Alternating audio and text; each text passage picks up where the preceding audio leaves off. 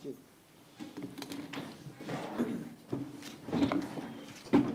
I know we don't normally say this, but I'd like to thank the ROTC that does an awesome job in every board meeting that we attend. They do an awesome job. We thank the ROTC leadership for the tremendous job that you do with the young people that come and present to us the colors. And we thank them. We'd like to welcome everyone to our December 14th board meeting, the very last one of this year. We've made it for 12 months. Sometimes it hasn't been easy, but we made it. Mr. Edmond, I'd like to make a motion. Yeah. I'd like to move item number 7, recognition and awards, up to be directly after item number 5, which is the consent agenda. I'll second that motion. Roll call? Mrs. Lynn? Yes. Mr. Bean? Yes. Mr. Coffey? Yes. Mrs. Stiff? Yes. Mr. Kennedy? Yes. Mr. Edmond? Yes. Now we have our consent agenda. Can I get a motion to approve items A through D? So moved. Any questions? Roll call, please. Mr. Edmond? Yes. Mrs. Lynn?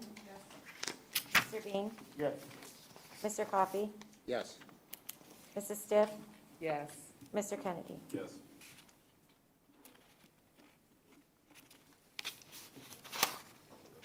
That's continuous flow. We have this tremendous agreement. The superintendent, oh, recommendation, huh? No, recognition. We moved it up and I'm going right with you. We moved it up. So we're gonna turn it over to you for recommendation. Yes, we'll start with Principal Hallahan.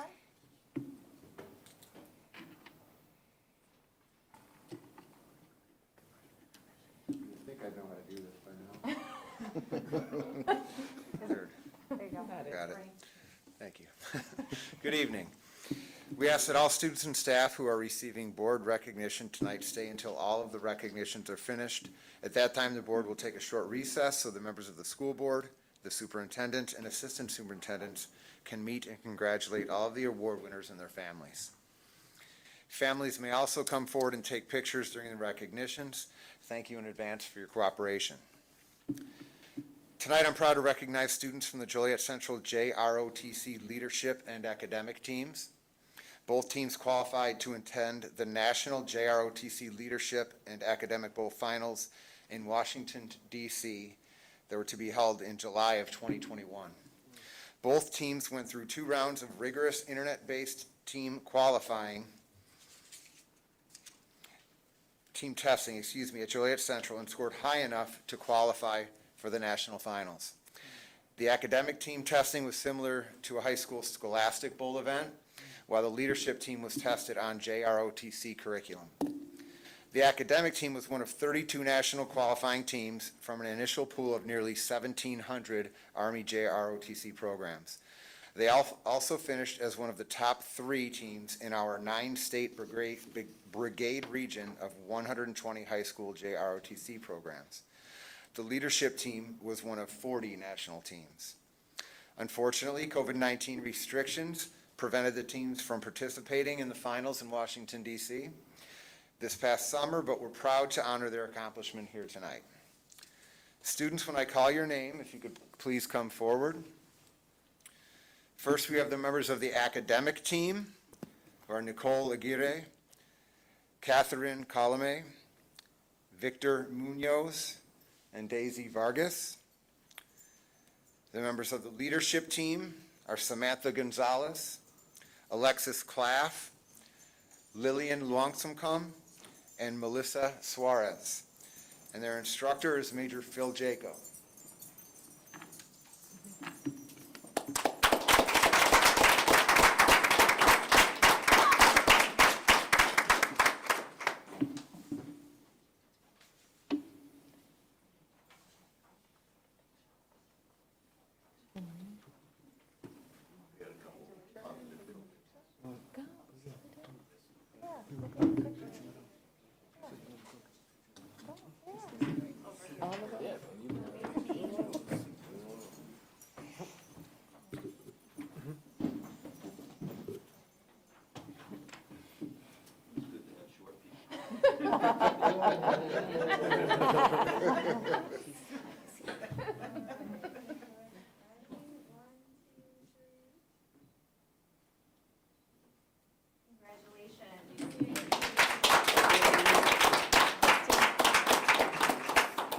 Oh, hold on. There's a mom trying to take a picture.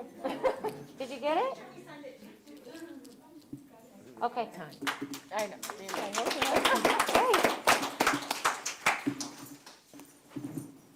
We also have district recognition. So Mr. George Bodie from the Exchange Club. And I hope I said your name correctly. Is it correct or? Yes, ma'am. All right. Only one of the few people that have done that. Good evening. My name is George Bodie. I am the immediate past president of the Lincoln Land District of Exchange Clubs. And I'm here tonight with the honor of representing the Juliet Exchange Club. I'm going to be presenting an award that is very near and dear to our hearts. It's called the Book of Golden Deeds. Now, Exchange was formed in 1917, and this award has been around since 1919. Just to give you a little background on what this means. Volunteer efforts are especially important in our society and should not go unnoticed. The Book of the Golden Deeds is a National Exchange Club's longest-running project. Its purpose is to recognize resolute volunteers who give endless hours of their time and talents towards making their communities better places to live. Since its inception in 1919, thousands of unsung heroes and heroines have been recognized. Honoring a fellow citizen with the Book of Golden Deeds Award is a heartwarming and inspiring act, not only for the honoree, but for all members of Exchange as well. The Book of Golden Deeds Award benefits Exchange members, the honoree, and the community by promoting and rewarding community service efforts. Can I have Dr. Guzman step down, please?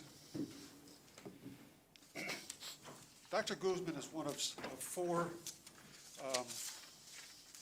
individuals that we are honoring.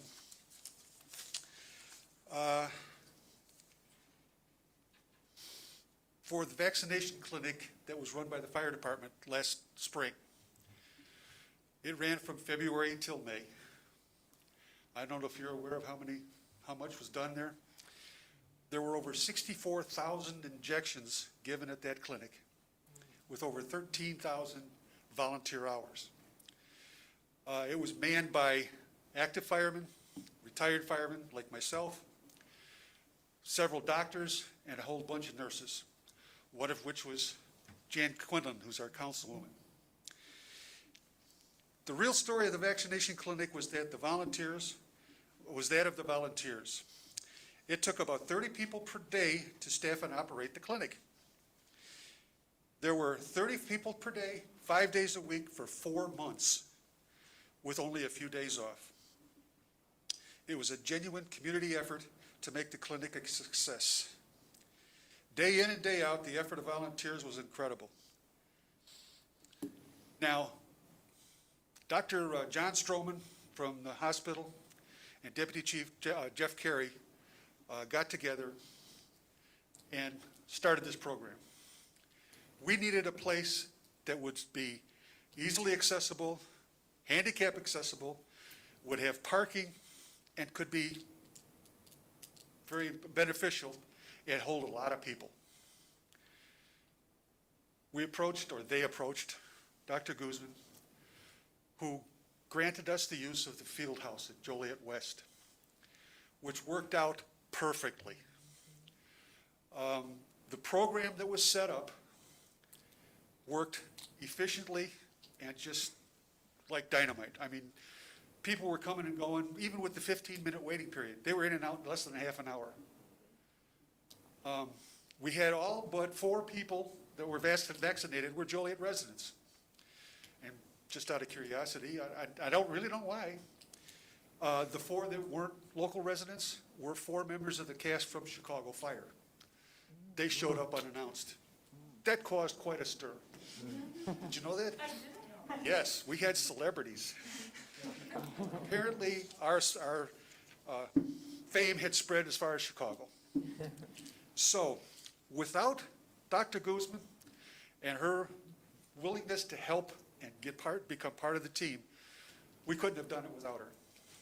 The staff at Joliet West, the security guards, the maintenance folks, everybody that we came into contact with was very, very supportive, was there every time we asked for something, and just made it a real joy to work out there. I have just a little small remembrance here for Dr. Guzman, suitable for framing, I might add. Oh, I'm sorry, it's already framed.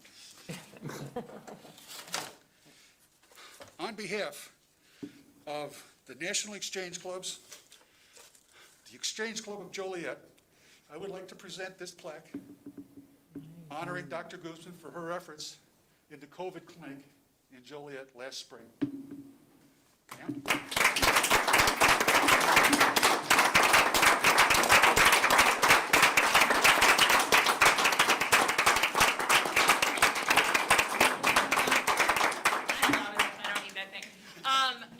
I'm very, very thankful. It's an honor to be recognized. As I told Mr. Bodie when he called, though, everyone who volunteered their hours are the true, ones who should be recognized. But surely appreciate this honor on behalf of the district. Joliet West did a fantastic job, as you said, each day setting up. And it goes to, I think, a tribute just to our district philosophy that our facilities belong to the community. And like we've said before, and I know the Board of Education feels the same way, when you have an issue, we have to work together. And I don't think we've seen an issue of that magnitude. And so we were very proud to help, and I'm very, very honored to accept this on behalf of the district. Thank you very much. My pleasure. Thank you.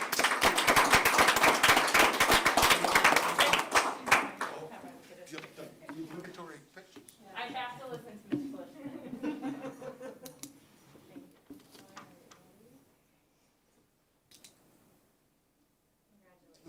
Made by Tim Dawson.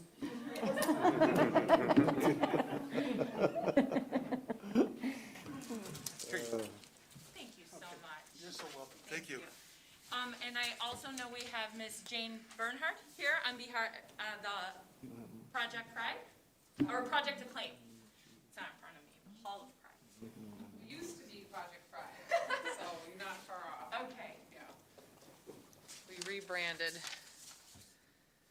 So hello, my name's Jane Bernhardt. I am the president of Project Acclaim. Project Acclaim was founded in 1985 by the Reverend James E. Allen to promote a positive image of the Joliet area by recognizing organizations and individuals who brought great pride to the community. Our mission is to promote a positive image of the Joliet area and its people, engage residents and organizations to make their neighborhoods better, and partner with anyone and any organization working towards the same end. So annually, Project Acclaim holds a Hall of Pride induction.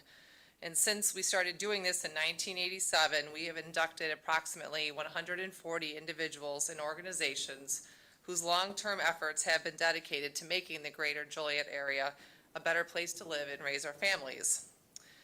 So, there's a similar pattern here tonight. So tonight, we, on behalf of Project Acclaim, are thrilled to be able to recognize the Joliet West High School Vaccination Clinic effort as one of our two 2021 Hall of Pride inductees in recognition of its incredible response to the COVID pandemic.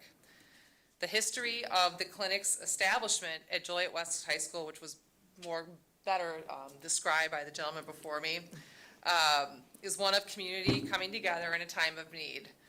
And when the vaccines did become available, a coordinated distribution effort was essential. It was a team effort with many, many moving parts to get that clinic up and running. The collaboration included, as we all know, the Joliet Township High School under the leadership of Dr. Carla Guzman and the Board of Education, the Joliet Fire Department, Will County Executive's Office under the leadership of Jennifer Bertino-Tarrant, Amita St. Joseph Medical Center, and the Will County Health Department. So numerous nurses volunteered and firefighters donated their time, and doctors, and the effort resulted in over 64,000 vaccines. I, for one, was one of those people. And while we were unable to hold a banquet this year due to the ongoing pandemic, we are thrilled to recognize our inductees with a virtual induction video. This video is supposed to air tomorrow night, and Dr. Guzman will be receiving a direct link to the video, which she can then share with the Board of Education and others. So on behalf of Project Acclaim, please accept our sincere congratulations and induction into the Hall of Pride. And I think the Board of Education should come down for a picture because you're part of this. So come on. I do want one moment too. Christine Schlissman is also one of our members of Project Acclaim. She's been a valued member since she joined a couple of years ago. So thank you, Christine, for your time that you put into this program this year. Go and get that phone.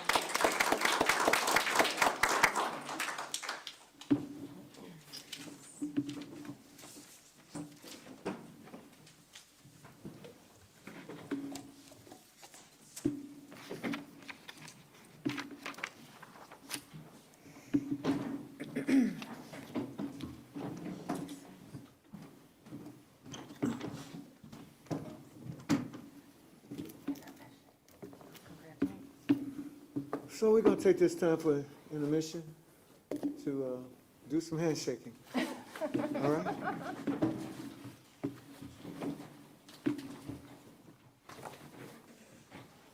You gotta hurry up. Please don't leave until we shake your hand. Starting out.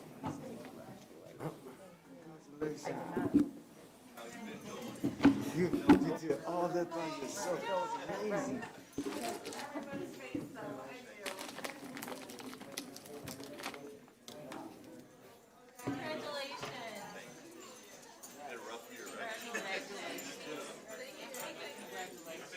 Most organized handshakes that we had.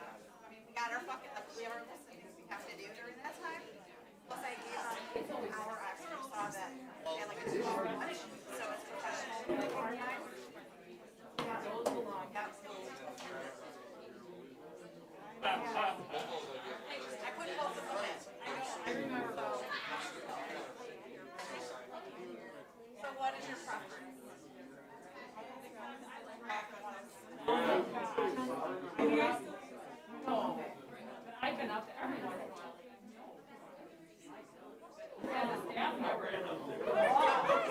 Yeah, I did. I remember football. But it's good if you're a wrestler, so. But we would, we'd have a tournament. Yes.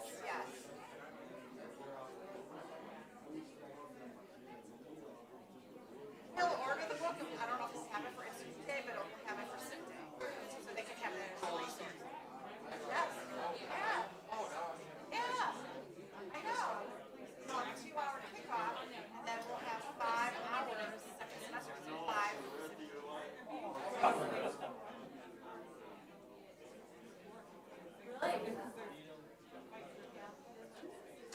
All of it, even with the.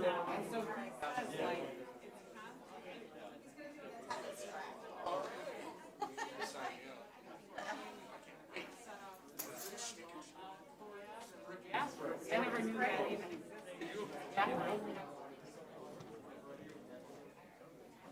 Oh, jeez. These cords. I almost just died.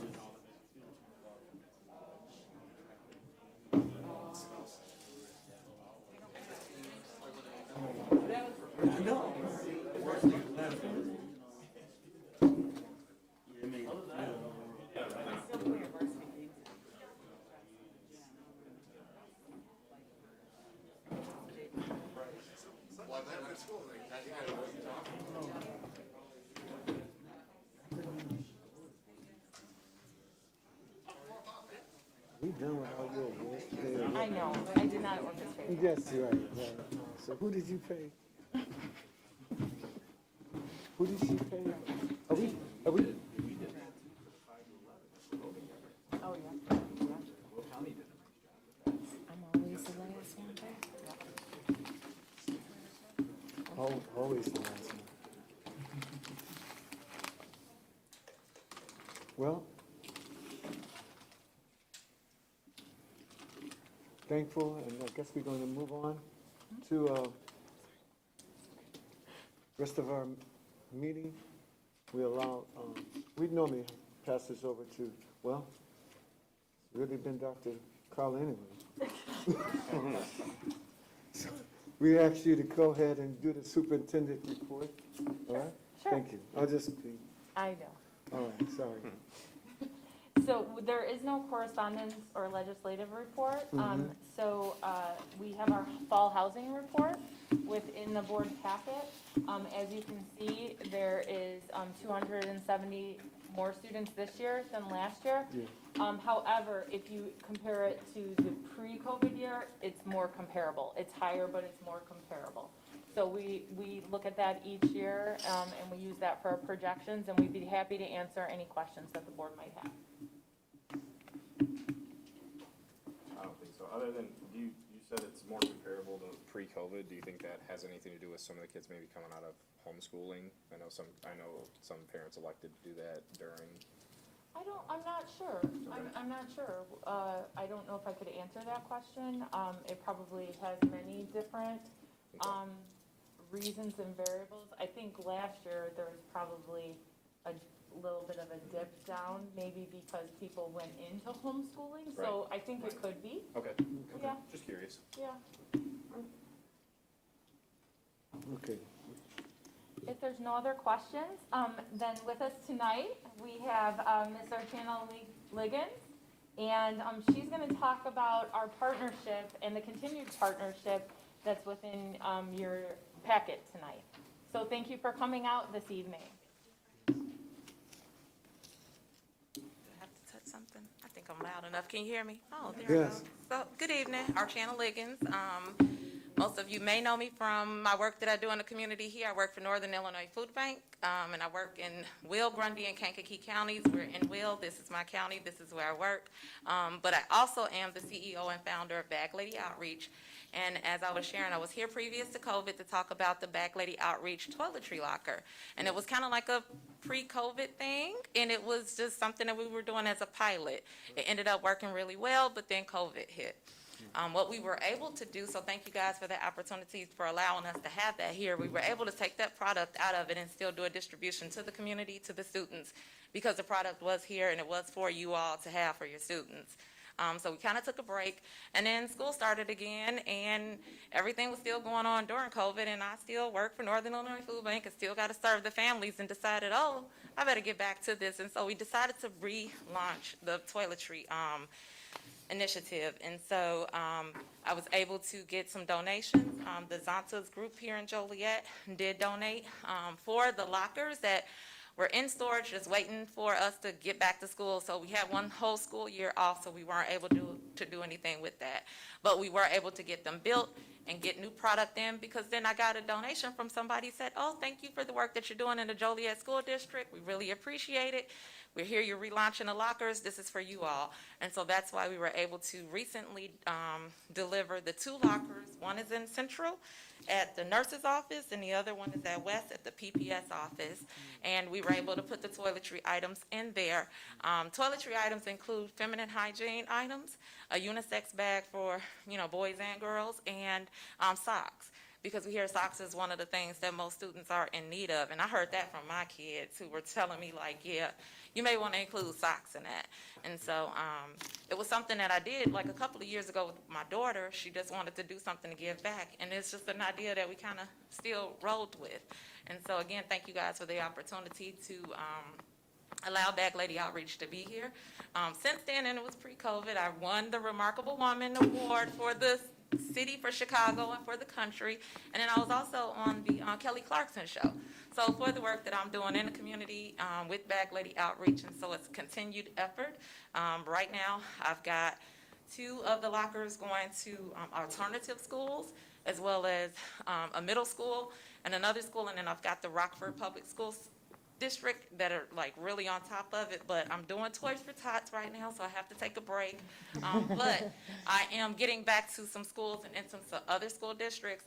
Chicago Public School has contacted me about it, but you guys were the first, so that's good. Yeah. We kind of piloted it here and saw that it really worked. I know the need in the community, and so I said if it was a need in the community with those adults and those families going to the food distributions, their kids.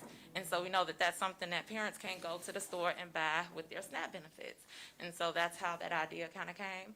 I get lots of donations. I was just sharing it. I just filled up 2 Chicago police vehicles with things to take to the city for some distribution. So I get as many donations that I give out, I get that many in. And so it's always a pleasure.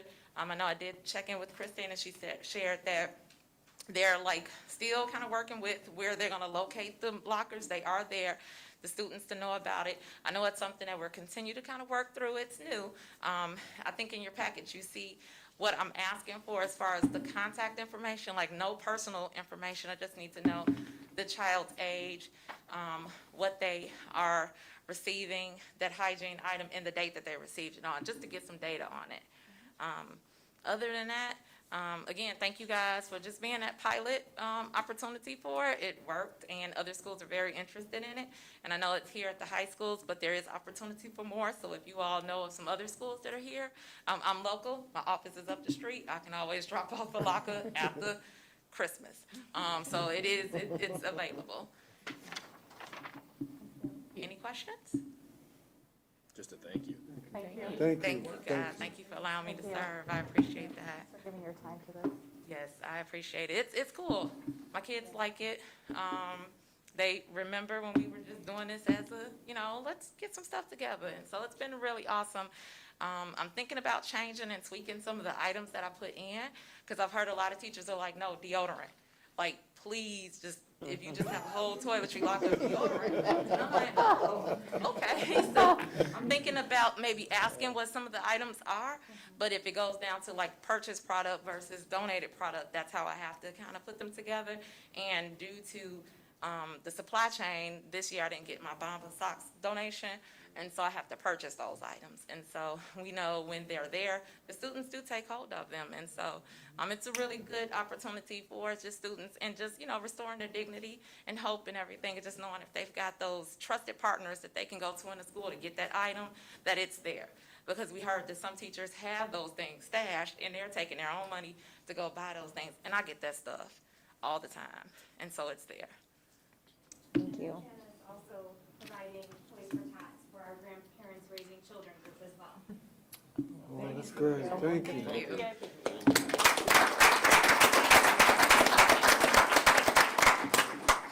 So I think that's it. I've had a long day. I appreciate it. Thank you. Thank you so much. Thank you. Our next presentation is our air quality projects presentation, and I'll let Dr. Hampton talk about this and introduce our guests. Yes. So we have Sudesh and David. So Sudesh is with White Company. David Norris is with Gilbane and Company. Come up to the podium. And I'll just give kind of the backstory to this. So at the start of the pandemic, we received federal dollars to address one of the items that we could address through the federal dollars were indoor air quality projects. And of course, this was all around COVID and how, air quality, how the cleanliness. And so we started with projects in, I believe, the summer of 2020.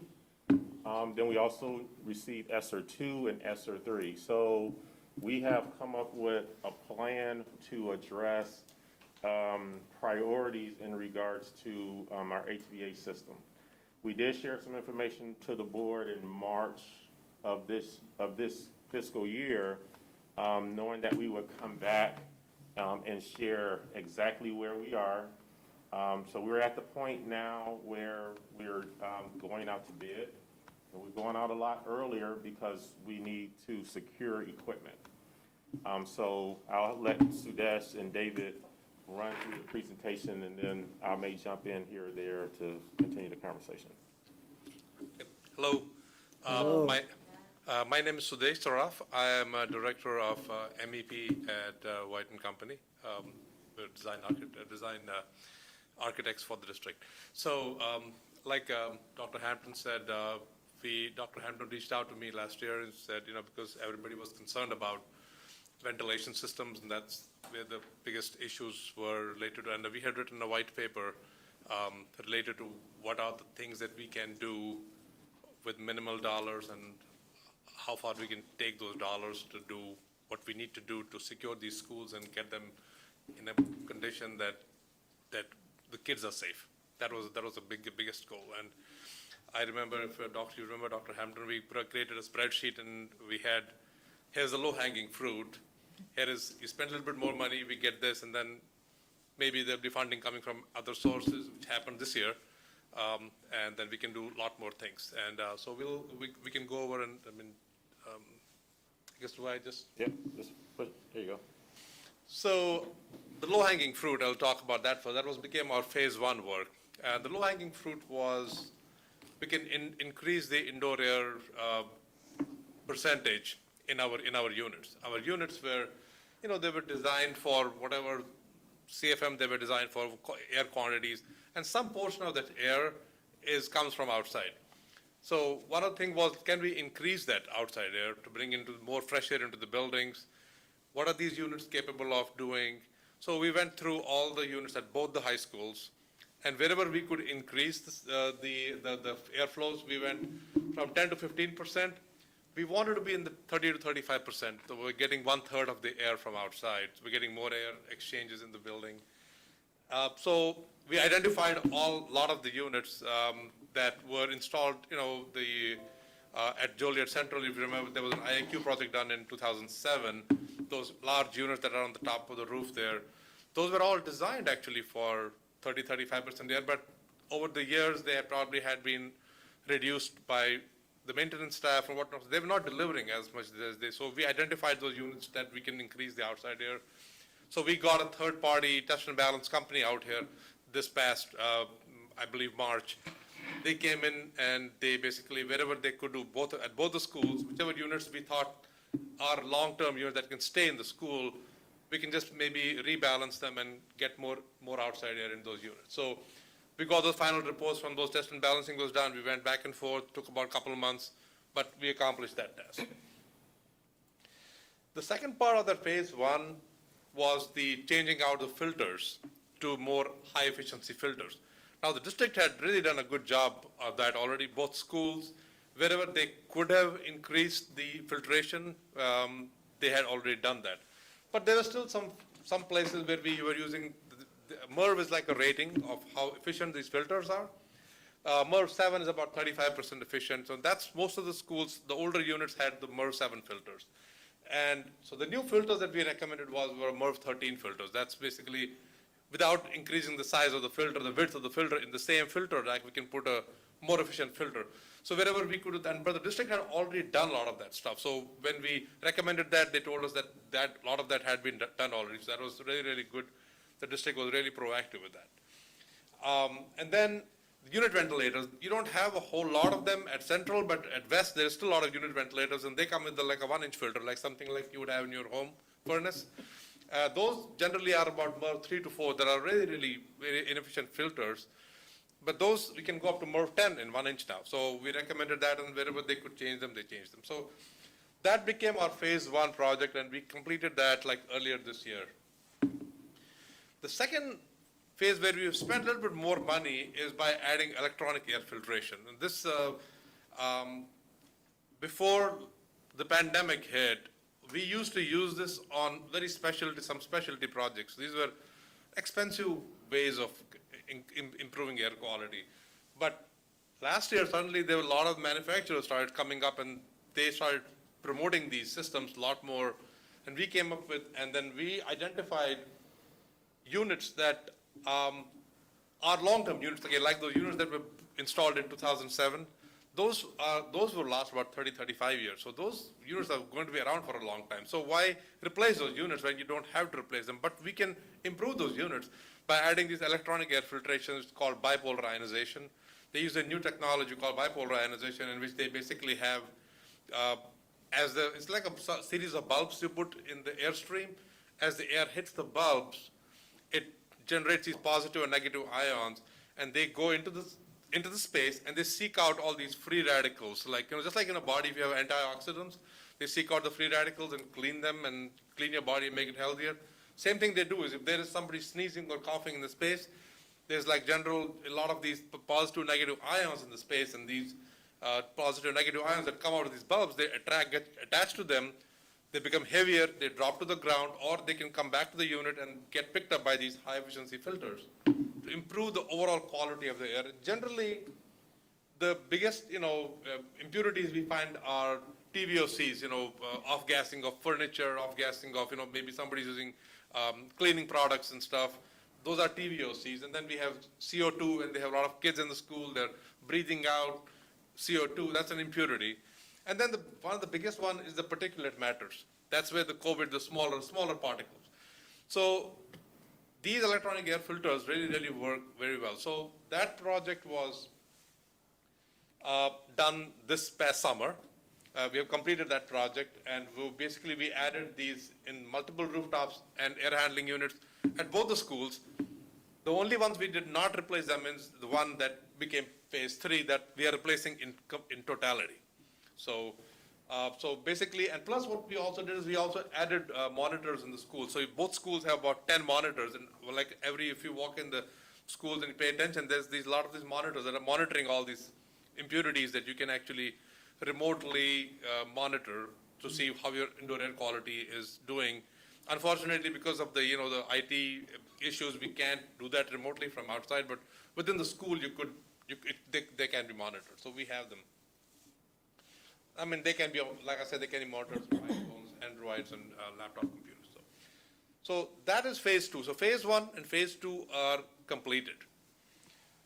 Phase 3, that's when Dr. Hampton said that, because of the CARES Act money that came last year and the American Rescue Plan that came out this year, a lot of money was allocated to improving ventilation in schools. I mean, whatever money they gave you, you would spend 20-25% on curriculums and everything, but there was a lot of money left over that you can do indoor air quality improvements. And a lot of school districts took advantage of that, including Juliet School District. So, so we basically decided, did a big exercise, and we looked at all the units, and we gave recommendations to Dr. Hampton. These are the units that need to be replaced. And I will go through some of them, and you'll see why. But the funding is always limited. You never get everything that you ask for, but at least you got something. So then you prioritize them. So we prioritized priority A and priority B. Priority A became projects that we absolutely have to do. We have to get whatever first money. Priority B is, let's design it, keep it ready. If the bids come in good, maybe we can do priority B at the same time. If not, I'm looking at right now, they're trying to pass another infrastructure bill that, you know, is another 1.2 trillion or 3 trillion or something they're talking about in Washington. So there may be another pot of money coming in that you can use for that, or maybe capital funding or whatever. But that project is like, you know, ready. It'll be ready for installation. So the first project that we had priority A was Juliet Central Auditorium. It basically, that school, looking at the drawings, was actually built in 1920, it's 100 years ago. And they had units in the basement that were providing ventilation to the big auditorium there. That unit, to the best of our knowledge, has not operated in 30 years, at least. So there is no fresh air coming to that room, period, nothing, zilch. So basically, we're going to be providing new units. So we come up with a solution that we're going to provide new units for that auditorium.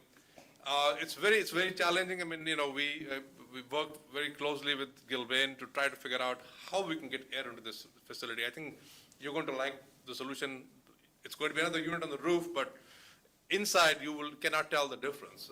But it'll be conditioned, and it will have fresh air coming into the school, and it will completely change that environment of that auditorium. So, you know, the return air will be in the back of the stage, so we'll bring in air from two different sources, and the stage will have its own air conditioning unit. The backside of the auditorium, and without touching the ornate, it's a very ornate architecture. We don't want to disturb any of that stuff. At the same time, we want to bring in some ventilation to that space. So I mean, a lot of, you know, it's a big auditorium, you know, needs about 85 tons of cooling. So we're going to be bringing the air conditioning and the ventilation to that space. So the second space that does not have any outdoor air is the gymnasium. It also has a unit that is sitting there. It hasn't operated in many, many years. They were designed very well, but it was the old, you know, 1920s, 30s design, and you know, they did a very good job. But it's difficult to replace those in kind. Plus, they don't have any air conditioning capabilities. They didn't do air conditioning those days. So, the priority B is basically adding new rooftops for the gymnasium, one for the north gym, one for the south gym, running some new ductwork and all that good stuff. Because of the paucity of funding, because of the available funding, that is unfortunately a priority B at this point of time. But it is basically designed, fully designed. Whenever the money is available, that can be built. So that's your second project for Central. Moving over to West, there is some priority A items there. Now, one thing about Juliet West is that Juliet West was built in 1961, 62, so it's 60 years old. Some of the equipment in that school is as old as the school, including the auditorium units. The auditorium there's 2 units feeding the auditorium, and the only way to get to those auditorium units is through the stage. Literally, you have to climb, you know, a ship's ladder and go into that room to service that unit every single time. So we're going to provide basically new units, replace them, and those units are going to get the electronic air filters also, just like we provided for all the new units. About 50 to 60 tons of refrigeration, and we're also going to add access to it from the roof, adjacent roof, that you can actually literally walk into that, and so that it's ease of maintenance, and they have to change parts to the, right now, if they have to change a motor, they would have to climb that ship's ladder to replace a motor on that. They can do it much more easier from the roof walk into the space and maintain it that way, so. The other one is the Juliet West building. Now, this was also part of the original school, the B building, which is the classroom addition right in the middle. I thought of that. That has basically, it has like a 6-foot wide corridor, and it's about the entire length of, between the two corridors, a little mechanical room there, but they put 4 air handlers there. Those are exactly the same age of the school, 60 years old, difficult to access. They all just got a 3-foot door on each side. So we're going to do some modification there. Basically, we're going to, units are old, controls are old. So we're going to basically put new units there to take care of that entire middle, get new fresh air, put new, like DDC controls on them. And like I said, we'll put a double door so that, in future, if they had to replace the unit, they can easily take it out of the double door, so. Then also the ROTC and Health and Fitness Center, those 2 areas have the oldest units that we're going to take out. The ROTC has a unit that's really mounted in the ceiling, very difficult to maintain. We're going to take that unit out. We're going to put 2 smaller units feeding that ROTC area. And then the Health and Fitness Center will just replace that unit in kind. And also, some of these units have used chilled water because they have a chiller in that building. Some of the units don't use chilled water. They use refrigerant just like you would have in your home. But that refrigerant they use is no longer allowed to be used. So it's R22. So we're going to get new refrigerants in these units. So that's another good thing that you're going to get. You're going to be modernizing from that perspective. And all new equipment in all these schools is going to be on a kind of a new DDC system, which will be like an open control system, we call it. And then there's one small item here, which is a priority B item, which is a fitness center. We're going to basically, right now they have a unit sitting right inside the space. It's very loud. So what we're going to do is we're going to put a rooftop unit outside on the adjacent gym and bring in some duct work and then do it that way. So that's basically how we're addressing that. So that is the extent of the work at both the schools. So David has used this one. Okay. Good evening. My name is David Norris with Gilbane, Project Executive. That's hard to read, so I'll go through the highlights. As Sudesh said, we've taken the documents, and this is based upon our estimate of earlier set of documents. We've broken the pricing and there's into the priority A and priority B. Priority A all grouped together, Juliet Central and West, total about 7. Total project cost with contingencies and escalation totals approximately $7,558,000. And priority B total between Juliet Central and West totals another $2,126,820. So all in, for if we could get both priority A and B, we're about $9,685,000. Now, what we are doing is we're bidding priority B at the same time. We're just bidding it as an alternate bid that gives you the opportunity to see what the numbers are together and decide whether you can do it or not. One thing that's a little bit, talk about schedule on both of these. On the top of this header, it says summer 2022 for priority A. That is true for West, but for Central, the complexity of working in the Central Auditorium, and even if we get to the gym, building the infrastructure to support the units up on the roof will happen in the first summer of 2022. And then the second summer is when we would actually set the equipment. Setting the equipment, I know we did the 2007, 2008 indoor air quality, and we've put all those units up on the roof. Will require road shutdowns, and we cannot make those lifts with a crane while there's students in the building. So that would be scheduled for the following summer. The timeline on another hard to read slide. We're basically, right now we're out to bid. Since Central has to be done in the summer of 22, we're actually bidding right now the pre-purchase of the equipment so we can get a head start on getting the equipment ordered and have it here in time for this summer of 22 at Central. Central is a little bit different where if we don't have the equipment, we can't touch it because once we start removing your equipment, then. No, it's west. I'm sorry, west. Yep, sorry, thank you. West has to be, the equipment has to be there in order for us to start the work and finish it to get it ready for this August 22 school year. So we're bidding west equipment now, so it will be ready for this summer.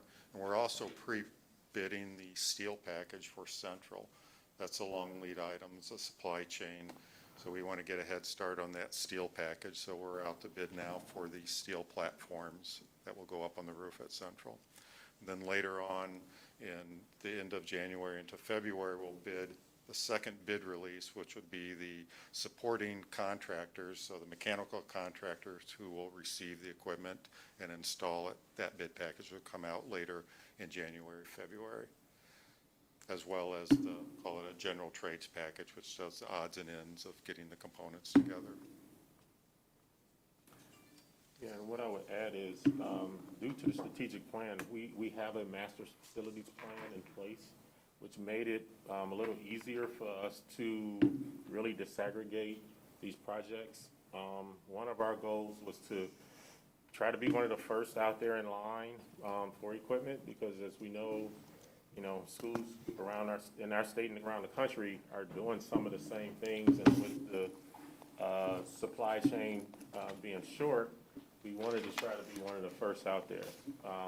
And so we were able to expedite, this process with Sudesh and Joe, who last day was last Friday, in regards to this. And what we also will do is, normally we have a facilities presentation to the board in the spring. We're going to move that up to January, because there are some other projects that we have to get completed, boilers at West that we have to replace before next winter. So that'll be a part of that presentation, along with, not this summer, but the following summer, the replacement of the turf fields and tracks at both campuses. And we have to address the roof at the T&I building at Central. So you'll hear some of that next month. But we have, a huge document, as Sudesh mentioned, with all of these different components that needs to be addressed. And what the ESSER dollars is allowing us to do is to complete some of these projects that have been on the list, as you see, for the auditorium at Central and the main gym for years. And so this gives us an opportunity to be able to address a lot of major projects that has been on that list for some time. Have any questions? Oh, great. All right. Thank you very much. Thank you. Our next presentation is our school improvement 1003A grant presentation. So that is a specific grant that Central has been awarded based on our designation with our EL population. So part of the requirements of the grant are for the goals to be reviewed by the Board of Education. And so I'll invite Principal Hallahan as well as Mr. Oswald, who is the program director for our program, to take us through a little bit about the program and the associated goals. All right. Good evening, everyone. So Chad and I will go through this together. There's some parts that I'll talk about, and then Chad will interject with some of the components from Central. So I want to start off with a little bit of background for some of our newer members to the board, so you understand a little bit more about the EL program. But please, if you have any questions, please let me know. There we go. We like to go with our four components of an effective EL program, and we call these like our four pillars of an effective program. So when you look at these, it's really about providing our newcomers. Our newcomer students are those who are new to the country 3 years or less. So providing them with transitional support, but then also with their parents or guardians as well of transitioning to Juliet, JTHS, and also the United States. And then also the two other pieces there are providing adequate instruction for our ELs, but also giving them exposure to the curriculum that our general ed students would also be part of. So this is what we want to do for our program. In the remaining slides, you'll see when we talk about the program, these are items that have been going on for the past 2 years during a pandemic. So we're going to start hopefully to see some of the fruits evolve from that now being in person. We do run a transitional bilingual program. And so our program takes components. There's not really a silver bullet in terms of a program, but our program traditionally has been transitional. And the purpose is to move the student into proficiency in the English language, but also supporting their native language. And for us, it's about 99% of our student body in the EL program is Spanish speaking. So we're able to do that through offering our EL program, but also having our Heritage Spanish program kind of supplement that. So we want to strengthen both languages to strengthen their English language proficiency. Current programming, we do see our program traditionally and even today is housed primarily at the Central Campus. Our newcomer program is solely there. Freshmen, sophomore, juniors, and senior level will also be at Central. However, over the past, this is the second year where we're starting to transition over to West. So our freshmen and sophomore students are at the West Campus. And then as you'll see later on, our goal is to fully separate the program so we don't have traveling students from the West Campus going to Central and then back to West the same day. We also are offering courses in many different ways. We do offer as part of our full-time offerings. We offer bilingual classes in Spanish and in English. It's about a 60-40, 70-30 split sometimes.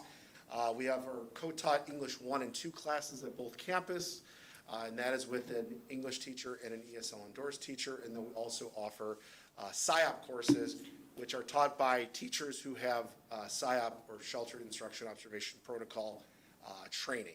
So those are the students who are a little bit higher in their English language proficiency who are able to work in that environment. All right, I'm going to go ahead and hand it off to Shad, and then I'll follow up with how we're working to help the program, our students. Thank you, Mr. Oswald. So as Dr. Guzman mentioned, on the 2018-2019 school report card, excuse me, Juliet Central was designated as a targeted school. And the reason for that being that if any one of the subgroups in your respective school, as it says in the definition, is performing at or below the level of the all students group and the lowest performing of 5% of schools in the state, that automatically puts you into that targeted group, regardless of how you're doing overall as a school or any other subgroups.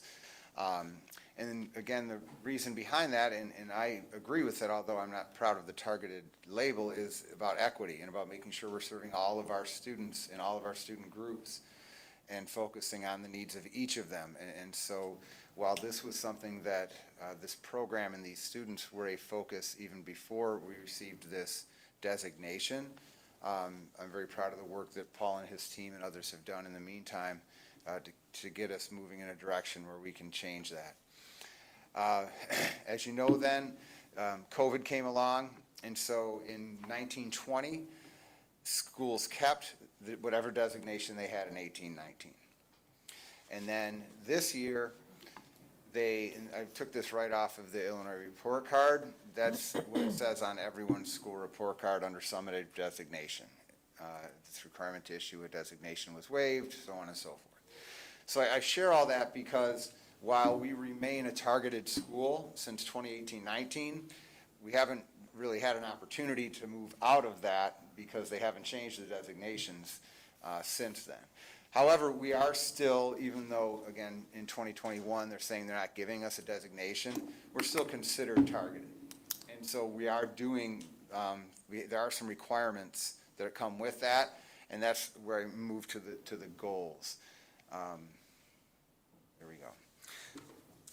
So one of our requirements is that we have to, as Dr. Guzman mentioned, establish at least 2 SMART goals in our school improvement plan related to the EL program. So Mr. Oswald and our team met and discussed what we believe were the most pressing things that we wanted to address right away and we wanted to begin to measure, and the things that we felt could have the greatest impact. The first being reduce the percentage of eligible EL students who are refusing services by at least 2% each year until the overall percentage is below 50%. That percentage is currently 65%, which, and Paul could speak to this probably better than I could, but that's considered pretty high. And so we've been working for a while on trying to get that number down. There's a variety of reasons that students and families refuse those services, but Paul and his team are working very hard to promote our program, to sell the positive things in our program, and to get those numbers down so that those students are in the classes that can best serve their needs. And we feel that if we can do that, that's going to lead to growth in many of these other components that were measured in, such as graduation rate, which is the second goal, and access test scoring, and SAT scores, et cetera. The second goal is to increase the graduation rate. As you know, now the state measures you on your 4-, 5-, and 6-year graduation rate, with the 4-year rate being weighed more heavily than 5th, and 5th more heavily than 6th, but at least they have moved to recognizing that, just like in our strategic plan, students learn at different rates at different speeds. We're still glad when a student gets through in 5 years. So we would like to increase the graduation rate for EL students by at least 3% each year until the 4-year graduation rate is above 70. I listed here, it was 66 in 2020, 66% in 2020. Last year, the graduation rate was, I think, around 49%. And so I'm not trying to hide that number, I'm sharing it, but we felt like, I have the data for about 5, 6 consecutive years, and it hovered around 60, 65, 66%. And we believe that our EL students were disproportionately impacted by COVID and staying at home. So we didn't want to use that number as our starting point. We wanted to stick with the trends from previous years when trying to set a goal.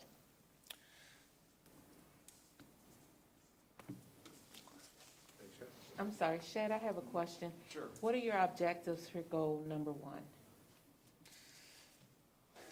So, Paul, you could probably help me with that. But one of the things I think we are trying to do is to help to better communicate to our families the benefits of the program. Some of our families, I believe in immersion, and they want to just put their students in to the classes with English-speaking students, which I understand that's their right. But I think we are doing a better job of selling the program and providing and talking about the benefits of the program, many of those things being what Paul has already mentioned and will continue to mention, and things that you as a board have approved to help us improve the program, like PSYOP training for our staff, like an EL bilingual social worker, like a EL instructional coach. So I think the stronger our program is, and the more we can offer in that program and show success that we can share, and then the students in the program and the families in the program who are experiencing that success can also share through word of mouth. That's, I think, the first step. And then hopefully that success will breed more success and more people wanting to be a part of it because they see the benefit. Thank you.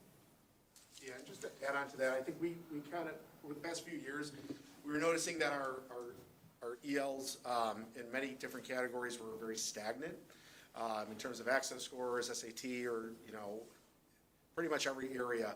And so we took a step back and figured out how can we help our students, in what way can we help our students? And so we still notice that we do have a lot of students who are refusing services. So we really, there's a myriad of reasons why that is. But as you're going to see, I think some of the items in the next slide, you're going to see that I think if we're able to offer this and make it more appealing, as Shad said, I think we'll get more students to receive at least some service to help support their language needs. So not only supporting the language, but also supporting them academically. Okay. Thank you. In order to do that, we leverage a variety of resources. I'll speak to Title III first. That's the one that we've had before, and I've shared Title III with a lot of you before.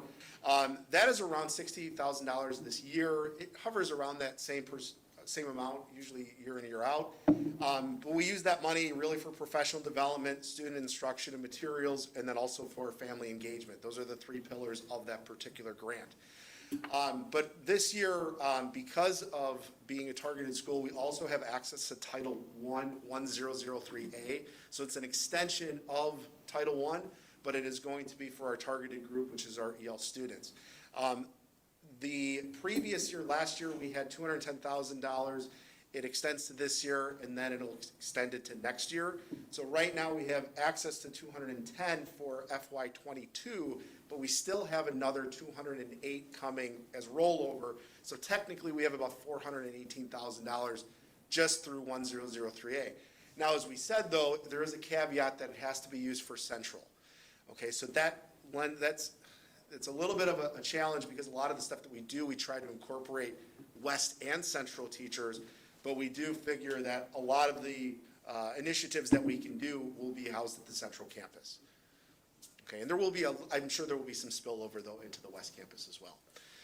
And then with ESSER, we're able to use some ESSER funds for getting a lot of our teachers or gen ed teachers ESL endorsed or bilingual endorsed.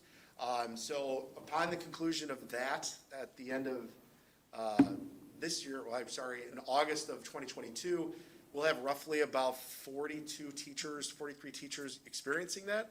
And then we'll be up to about 67 teachers district-wide who are ESL or bilingual endorsed. So it's a huge shot in the arm for our program. And we're running the cohort on site, correct? It's, the cohort is actually, it runs with USF, but it's all virtual. Okay. So they can do it at their own pace. What is PSYOP?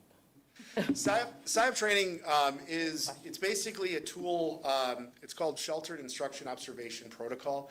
So it's a training for how to work with EL students, and it provides different strategies, lesson preparation, comprehensible input. So it's a researched way of working with ELs in your classroom where you're not necessarily, it's nothing that you have to necessarily add, it's just how you present your material. So it's really good teaching, and it impacts not just ELs, but our SPED students, our general ed students, a lot more visuals, a lot more language objectives, stuff like that. And we're adding PSYOP to our new teacher 4-year induction, so that will be part of their 4-year sequence. And then some of I put current and future because we're kind of in the midst of all of this. So again, we're getting ready to completely get into our West EL program. We're in the midst, we're ready to finish our JTHS ELL handbook, which kind of outlines what the program is, so that will be used by our staff. And it can also be found for parents and other stakeholders. We'll be offering co-taught English 1, 2, 3, and 4 next year. PSYOP training for EL and Gen Ed staff. We ran that last year. We had over 40 plus staff members. We also included some District 86 staff members in there, which was nice. We'll continue to do that if we have space this year. We'll offer PSYOP and ESL classes in all of our core areas, including some in CTE and in other elective areas. So we're trying to build that program up for our students. We also offer our newcomer program. That will be that's what we're offering now, again, to help with newcomer students and parents. The Elevation software program we've had for a couple years. This is the first year with our ESL bilingual instructional coach at the Central campus. That will be provided by 1003A, as well as our bilingual social worker, Rotc. Again, 40 plus current staff members. We're continually adding to that, which is great. Some additional FTE in the program. We did have a need for an additional newcomer teacher, and that was done in the fall. And then credit recovery for ELs in the summer and also in the winter. And then the ILET ELL program for reading and writing to help support our students in those areas. So that will be for newcomer through all of our ELs. So that's kind of what we're doing now. But in terms of now, how do we support the goals that Chad was talking about? I think some of this is doing that, but eventually we'll be able to do even more. So we will complete the rollout of the ELL program to the West Campus. That will be for next year. And that will also house the newcomers as well. We'll also be looking for a bilingual case manager to help with compliance, to kind of oversee some of the ELL program. That will be a great addition to our team. Additional bilingual parapros for more push-in services or to help in special ed for some of our dual eligible students. Targeted outreach to refusals. This speaks to goal 1, who have access scores below a 2.0. Just for reference, access goes up to 6.0. A 4.8 means you're exited. So a 2 is really in that newcomer phase. So we do have students who are below 2 who are not receiving services. So we want to make sure that those students are getting those services. Increased support for those students with an IEP or 504. And then Shad was talking about really highlighting our program. And I think that that's something now that we're doing so many things, I think we're in a better spot to now bring that to the community and really relay that information to our parents and our community. And then continuation of professional development for ESL Bilingual and then our general ed staff. And we'll be housing, I think we have a multitude of SIOP programs occurring this summer. So there's really a lot that we're doing, but there's even more that we're planning on doing that's already ready to go for this summer and this year. So I think with the addition of 10038, it's definitely going to help us meet our goals. I have a question. Well, first, I think a lot of the stuff you're doing is great. Like, these are great programs. Thank you. I know like a lot of like math curriculums and science curriculums are going more language-based. And so how do you support the classrooms that, you know, aren't traditionally language-based but are becoming more language-based? How do you support the kids in those classrooms? Because I see you have co-taught English, but like, what about the other core classes? So the other core classes, when we're looking at previously we had what was ESL 1, 2, 3, and 4, and then there was a lab attached to it. It was also ESL 1, 2, 3, and 4. And so what we were looking at is that curriculum didn't really mirror what was happening in the English classroom. So to support that, we wanted to give students the opportunity to be exposed and to have a similar program of study that their gen ed peers also had. So that's why we have the co-taught model for those classes. In the other core areas, we're looking at the students that are going to be in the full-time program or between basically the 2 to 3.4, 3.3 right in there would still be eligible for bilingual services. But what we're trying to do is to push our students into this, the student or the teachers that are in the ESL cohort, those are going to be the teachers that are going to be working with not only these EL students, but also gen ed students, almost like a 70-30 split, if you will. So those teachers will then work in the core curriculum of providing a lot of the strategies that we would see in SIOP, while also teaching those core subject areas. So we're not at a point of offering probably co-taught for across the board. I think there's some different options we can go into later, but for now, we're gonna see how the co-taught model is working, and we really want to do it with fidelity this year because we really haven't had a chance of seeing it through just yet.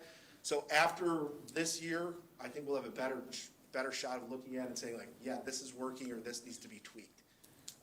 So yeah, we're definitely looking at that, but we really, like I said, those 4 pillars, we want to give them exposure to what gen ed is being offered. So those students who are at a 3.5 or higher would be eligible for the ESL taught class. It's a standalone. And just to follow up, Mrs. McDonald and I sort of are the co-leads in working with Hanover, which is our research consultant that we work with. And we talked about that we have to finish out this year, and then we're going to put together a program evaluation plan. And the reason I bring it up is the EL program and the things that we've done in this year will be some of those things that we're able to evaluate through Hanover to let us know where we're at, because we can look at our new models and some of the things that we've done in comparison to what we've had in the past, to at least let us know if things are making a difference, if we're seeing that they're helping us out and everything. So it is one of the areas that we plan to do program evaluation. And I remember Dr. Gibson, Mr. Hallam, and myself, presenting to the board, I think it was during 1920 before the pandemic hit, where this was going to be one of our areas of focus. And so we did put some things into place last year, but because we were remote for much of the year, you know, we didn't really get to see it come to fruition and really see how it works in person. So we plan to get through this year and then evaluate and then make decisions based on that to see what works best. I look forward to that data, because not a lot of schools do the quota ELL program, so that's a great thing that, you know, you guys started, and hopefully other schools will look at, and I'm interested to see what the data says. Thank you. Thank you. Thank you. Thank you. Thank you.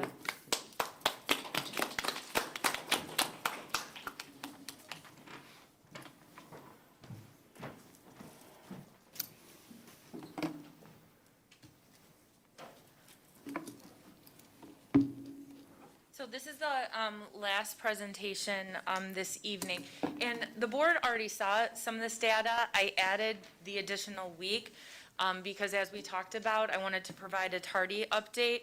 We know that this has been an area of focus.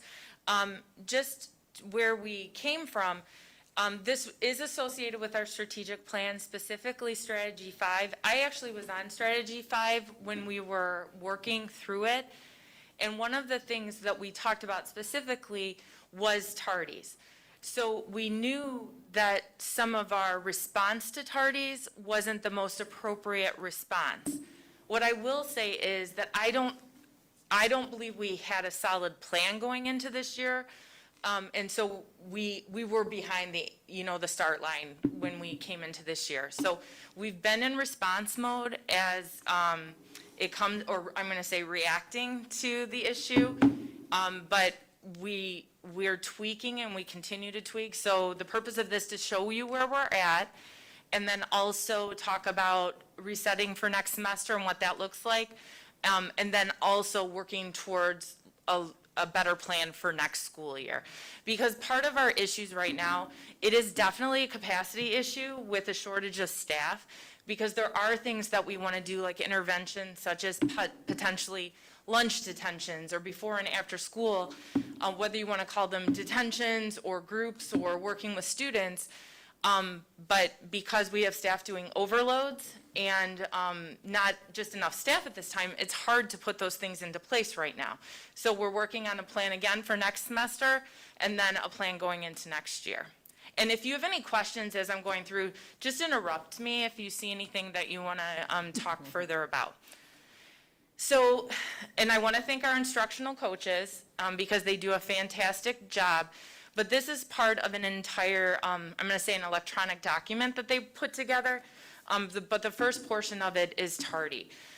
And so much of this was in place for the last couple decades. And I can speak to that because as a classroom teacher, these were some of the same numbers that we talked about and things that we did. The difference is that we used to ask teachers to write referrals for tardies, and it's a little bit different now. And so I'll talk through that a little bit. But again, first tardy, talk with your student. And we're going to relaunch this with staff at the beginning of second semester at our institute. You know, ask them why they were late. From time to time, kids are tardy. You know, one tardy, small amount of tardies, that doesn't mean that there's an habitual problem. And so just talk to them. The expectation is that students are on time all the time, but there's going to, from time to time, they are going to be late. And then 3 to 5 tardies, that's when you start talking with parents, because then you see that there's a bigger problem potentially, and you try and stop it before it becomes worse. And then where it says 5+ tardies, and you see the little arrow at the bottom, that's where our instructional technologists and coaches are great. They put together a link within this electronic document to help teachers, you know, try some of these strategies with students. So some of those include, you know, potential incentives within the classroom. We're also talking about incentives, though, school-wide, and we can talk about those too. Just good strategies within the classroom, stand and greet students at the door, the things that make students want to get to class on time. There's also a how to send mass emails to students who might fall in the same tardy to help out with making the ease of communication. While we recommend that a phone call is the best, some parents prefer email or a remind message through text because that's the best way to get a hold of them. So we're recommending a phone call, but if you know that a parent is more responsive because of their situation through those other means, that is fine too. And then we also, there's scripts we've come up with to make those phone calls easier, so that usually if there's a tardy issue in your class, there might be other things that you want to discuss with a parent too. So some things to think about, and again, that ongoing two-way communication. Then then the change from last time, and so when students have 8+ tardies, as a teacher, when I was in the classroom, and I won't date myself, but we would write a referral. We'd write a referral at 5 and we'd write a referral at 8. We have the capabilities now to pull those on a daily basis. So instead of having teachers write referrals, the MTSS teams meet each week and they'll pull the data so that teachers don't have to do that. Teachers can still reach out to the MTSS team, which is led by the academy coordinator, if they're in need of help with a particular student or a particular situation. But that's trying to balance what we're asking teachers to do, what we're asking deans to do, what we're asking everyone to do, because we're asking everybody to do a lot. And so that's what we're trying to make it reasonable and where we can handle it. And then the other thing is the 5+ minutes tardy. That is where a teacher can choose to write a behavior referral. And when we say choose, there might be a situation that occurred where, like, maybe this doesn't happen all the time and it's teacher's discretion. But we're considered, if a student is more than 5 minutes late to class, that's considered unauthorized presence, and that is a safety and security concern in most circumstances. So that is when the teacher would write a referral. So again, this is part of what we'll go over during Institute Day, along with other things that we want to help give teacher support on, but this is our response to tardies right now and then next semester. Any questions about this? Will there be communication between the MTSS team, so if they're starting to pull that 8+ data, that teachers know that they're pulling it, or is this going to be automatic at 8, they're going to be doing it? Say that again, I couldn't. Is there going to be a communication between the MTSS team and the teachers, so they're like pulling the data of these 8+ tardies, that maybe communicating with the teachers to be letting them know? We're going to let teachers know we're doing this, Okay. but also if there's something to follow up on, we have what's called the PLP log, and if we intervene with a student, anyone who intervenes with a student is supposed to write that into the PLP log. And we've been working on that so that teachers have more of a access to their specific students, so they know what's going on with their students in not just their class, but other classes. I like this plan. Okay. I think. So the other thing that I wanted to talk about, and I know I talked about this last week as well, we've been delving into the data. And while we want to concentrate, of course, on students being on time to all classes, when we look at the data, there's another problem that I think is actually more significant, and this is where we're going to get information out to parents and community to hopefully help with this. But a significant problem is students being on time to school. And so when you look at this visually, the orange and the gray is a lot of students being late to school. On average, we have about 150 students per day that are late at each campus.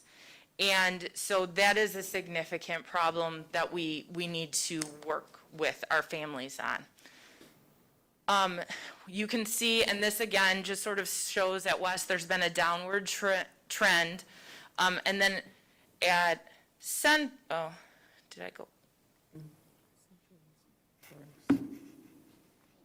At Central, we were having a little bit of a downward trend, not as much as it was, but in the last week, it has gone higher up again. But you can see that those gray bands have actually gotten larger, which again is that second period tardy, late to, upperclassmen being late to school. Have we identified any reasons as to why? Can you speak to that, either one of you? So there's lots of reasons. We have, these are not late bus students. The late bus students get a pass, but Glenwood and Larkin are so backed up, that, I don't know what time students are leaving for home, but Gotcha. as buses are pulling in, the bell is ringing, kids are parking in, the gravel lot and kind of running into the building. So it's like a little island where 3,000 people are trying to get in at the Right. same time, and there's just an incredible amount of congestion. Okay. I can say that for the West. No, I would say the same thing. Okay. It's a big factor. Okay. When, we're doing shield testing on the 4th floor, right by the old main entrance, and you have a number of families who drop their student off in that small circle drive. Yeah. And any one of us who are up there when, in the morning, right after period 2, I just happened to be up there the other day, and at like 8:20, I stood there for 3 or 4 minutes and counted like 27 cars that were dropping off their students after, 8:20, so they're already tardy.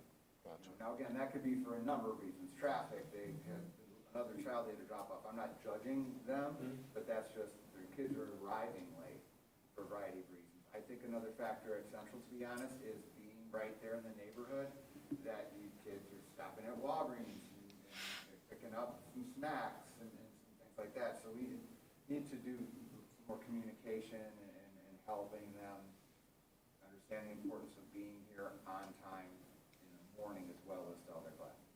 Is there anything that can be done in regards to the congestion issue? I think one thing is, and as a parent, with kids who drove, some of the kids need to leave earlier. They need to give themselves a little bit more time. As far as the traffic congestion with everyone arriving, I'm open to suggestions on that one. I don't have an answer for that, but I think we can continue to work on that. Part of the issue too, part of us identifying, and this I'll get to, but I could speak to it now as well. Right now, we have students sign in on logs, so it's all paper. And while we could try and put that all together, in real time, it makes it really difficult to find out who's late because they were not moving fast in the hallway, or who's late because they arrived late after the bell rang. So Dr. Hampton looked into, we have iCampus now, and there are schools that are using electronic attendance in certain capacities. And so what we're looking to pilot next semester, and it probably won't be at the start of the semester, but sometime during the semester, is at each of the main entrances where kids come in, have them, we'll take attendance electronically through their IDs, through the system, so then that will give us more real-time data so we can separate out who's the kid, it's the first time they were, late to school, or the second time, and who are the habitual kids, and we can intervene more early on that. And so that's something, and then we'll probably be able to have a better answer as to why kids are late. Because right now we have assumptions, and they're probably great assumptions, but we also want to see if there's other things that are going on that maybe we're not aware of. Is there something to work on with the city on the traffic and having them look and analyze it at a point, so that way you can have more data with it? That's a great suggestion. I think at Central, Jefferson Bridge being up for as long as it has been, a lot of the Cathedral area and St. Pat's area, right there, use the Jefferson Bridge, and we can't use it right now. So you have to go all the way around, which congests the other 2 bridges. So that could be, part of the problem too. But we could see what we can do in that area. Mr. Edmond? Yeah, I'm just curious. When I come to the schools and I see this congestion, I've heard parents complain about this congestion, that they can hardly get their kids into the schools at West, Glenwood. The thing that really disturbed me, and I meant to bring this up earlier, is that I don't understand why they can maintain the speed they're having on Glenwood. The cars are going pretty fast. They're going real fast. And I don't understand why they can go that fast when any place else you got 20 miles per hour. These cars are going fast. I'm watching it going fast on Glenwood. It But is then 50 miles per hour. But it don't seem like it, because you know why? I would suggest, I don't know, we use off-duty policemen for everything else. Why can't we suggest and ask for off-duty police to control the traffic that's around our schools? It's just for a period of time. Why can't we ask for off-duty policemen to move our traffic along much smoother than what it is, and can people be more courteous than what it is? You know, we had somebody run into our sign at West. So I was watching, I was driving, and I could not believe the speed that, even though we have those signs there, it just don't seem like they're, and I'm concerned about the kids that walk. Concerned about that, because you notice the streets that they have to walk and cross over, they have to go all the way up, and you know kids don't do it all the time. But it just concerns me of the speed. So my suggestion is maybe we can ask the off-duty policemen, ask Juliet PD, can you get off-duty police to govern our schools, to look at our traffic for that period of time that we have? You know, and I'm glad that Dr. Hampton, because I thought about that before, having electronic badges that we just swipe instead of having the kids. Because, you know, I saw that like 3 years ago when we went to the conference where everybody had these little booths. Well, most of us that work, work some, have badges that we just swipe, and they just log and tell you what they are. And then we can find out. But I really would love to have, when you get this documentation, it really would help out, because you have to talk to the parents to find out why these kids are being dropped off so late. Because I consider it a safety problem when kids walking in this late. It just cannot continue where we don't know. We need to know. We need to find out.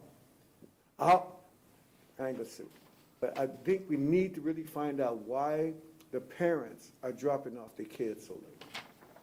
No, we agree, and we think having that real-time data that will help us identify, again, so that we can reach out and talk to families and see what's going on so that we know what problem we're looking to help solve. The next thing is, it's only hurting the child if you missing first and second period. You got kids missing a whole period. We can't continue to have the missing periods. Right. No, we agree. We absolutely No, I understand it, but. No, many of our second period teachers get very frustrated because of kids who are missing part of class. So, no, we completely understand. So we'll look into that when we can get, and we'll bring back information as to when we can start piloting that. And then we'll be able to collect the data and information and hopefully respond to that. Yeah, I applaud them for all the efforts that they try to do to jump through these loops. But I just want them to be able to do it safely, and I want everybody to be safe in what we do. Absolutely. So then, just a summary, and I know that this is similar to what you saw during the safety and security presentation, but the procedure with being able to delineate with what's tardy to class and what's unauthorized presence, we think that that's a really important piece for safety and security, and so we're able to do that now. So deans deal with unauthorized presence, and like we said, teachers help with the classroom and talking to students, but then also through the MTSS teams at this point, and then we'll look for a more sustainable plan as we go into next year.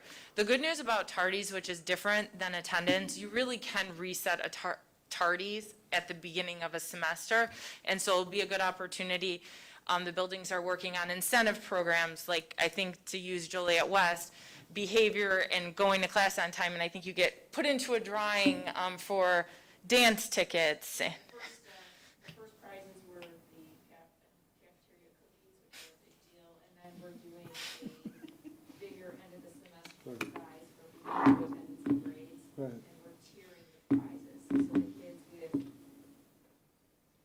like, no referrals, no absences, no tardies, there's 119 of them, they'll get the dance tickets. Then there's another tier, another tier. We're working on the tiers. But, Are those butter cookies?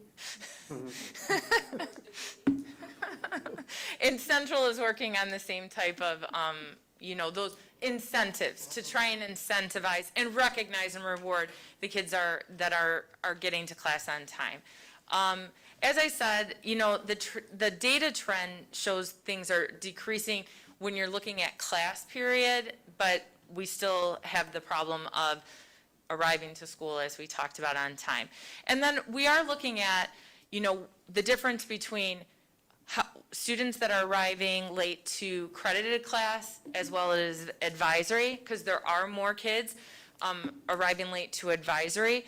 So that's also another area of focus. And now, as a student, if you're making a choice of when you have to do something, probably your best choice is advisory or lunch. So we understand that, but that doesn't mean that it's acceptable. So we'll just continue to work with students on that. And then, like I said before, arriving late to school. So these are metrics that we're going to keep looking at. So we'll pull this again. And I want to thank our data diva, Miss McDonald, who does a great job organizing and pulling data and then teaching all the rest of us to pull it as well. So she has helped us create dashboards, so we're able to pull this really easily now on a daily basis. So we update it by week. We'll conclude the semester to see where we're at.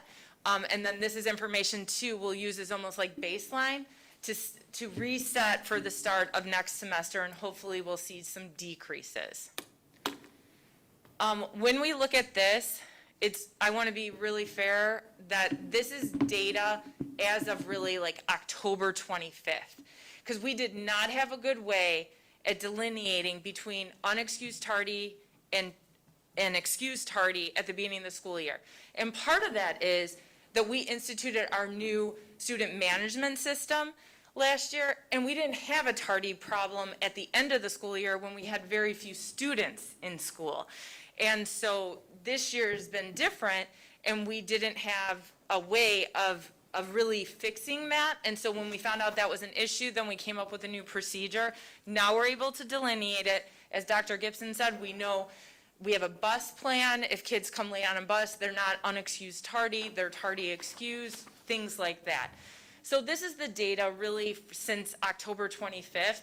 So we want to celebrate the kids in green, but we also know there hasn't been a lot of time, so we do want to address the students definitely in the yellow, but for sure in the red, and again, see how we're doing next semester. Being tardy to 1 to 4 times in a given semester, that's not significant if it's spread out. It's not probably significant 8, and we're talking total, not just to one class. So this is just total. But then, there are kids that have a substantial amount of tardies, and again, that's unacceptable. So this is what we'll use as the start of a comparison, and then we're going to look to decrease this, but we will have the ability to intervene earlier because we have the ability to find out who these students are earlier. So next steps, continue to track and monitor data for tardies for the rest of the semester.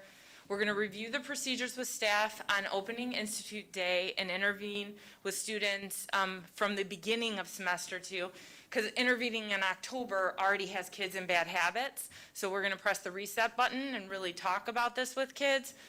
Expand our incentive reward system, and that is something that we heard from staff as ideas to do. And then also, as I said, implement the electronic attendance system at the main entrances. Any questions? So second semester, you're doing the electronic parties? Yes, we have to, though, get the equipment in, so there's still some work to do with that, but we want to pilot it during the spring semester, work out all the kinks, and then we think we'll be in a good place for the following school year. Thank you. Thank you. Thank you. And that concludes Mr. Superintendent's report. That concludes it? So that's back in my hands. Huh? Yes. So we go to the action items. Go to A. Donations, can I get a motion to? So moved. Second. Just want to thank Oxable and Pembina for donating the graphing calculators. It's a value of $3,800. It's a huge win for our students. So thank you very much for that. Roll call, please. Mr. Edmond? Yes. Mrs. Lynn? Yes. Mr. Bean? Mr. Coffey? Yes. Mrs. Stiff? Yes. Mr. Kennedy? Yes. Second reading of a board policy. B, can I get a motion to approve? Second. Questions? Roll call, please. Mr. Kennedy? Yes. Mrs. Lynn? Yes. Mr. Edmond? Yes. Mr. Bean? Yes. Mr. Coffey? Yes. Mrs. Stiff? Yes. Motion to approve C, partner agreement with Catholic Charities Diocese of Joliet. So moved. Second. Second. Question? I just have one comment because I got a question from the board. This partnership is not to diminish or to in lieu of our child care program in the district. This is a partnership to enhance just services for that program as well as other programs for students. Great. Thank you. Any questions? Comments? Roll call, please. Mrs. Stiff? Yes. Mr. Kennedy? Yes. Mr. Edmond? Yes. Mrs. Lynn? Yes. Mr. Bean? Yes. Mr. Coffey? Yes. Motion to approve Back Lady Outreach MOU. So moved. Second. Second. Questions? No, just really happy that we're doing this program. It was really good presentation and excited for the work that's being done. So. Thank you. I agree. Roll call, please. Mr. Coffey? Yes. Mrs. Stiff? Yes. Mr. Kennedy? Yes. Mr. Edmond? Yes. Mrs. Lynn? Yes. Mr. Bean? Yes. Summer food, E, Summer Food Service Program. Can I get a motion to approve? Make that motion? Second. Question? Roll call, please. Mr. Bean? Yes. Mr. Coffey? Yes. Mrs. Stiff? Yes. Mr. Kennedy? Yes. Mr. Edmond? Yes. Mrs. Lynn? Yes. F, adoption of 2021 tax levy. Motion to approve. So moved. Second. A second. Question? Statements? Essentially what this is, I presented the tentative 2021 tax levy at last month's board meeting. This is the final adoption for the 2021 levy. The board approves. I would then file the levy with the